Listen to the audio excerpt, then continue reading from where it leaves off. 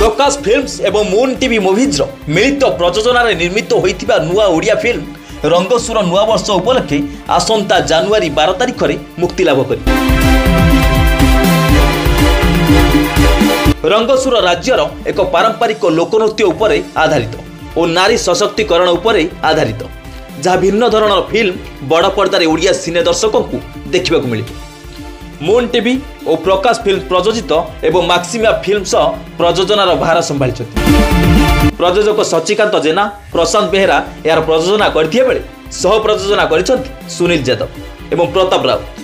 कहानी चित्रनाट्य एवं निर्देशन अछंती बहु अभिज्ञ टेक्निशियन प्रताप राउत।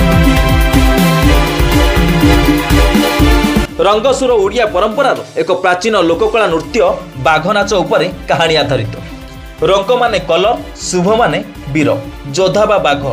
यह आम राज्य में मुख्यतः गंजाम जिला एवं पश्चिम ओडिशार किछि अंचल में बाघ नृत्य परिवेषण होता है। बेंगल, कर्णाटक, केरल, आंध्र, तमिलनाडु, महाराष्ट्र राज्य मानकरे मध्य यह नृत्य परिवेषण होता है। जापान, इंडोनेशिया, चीन मध्य होता है। जंगल को सुरक्षा ही चलचित्रर मुख्य कहानी। बाघ बंचिले बंचिब जंगल, जंगल बंचिले बंचिबु आमे वार्ता नहीं ये बाघ नृत्य उपरे आधारित कहानी को नहीं निर्माण होइछि एही चलचित्र। Report news 88 Odisha.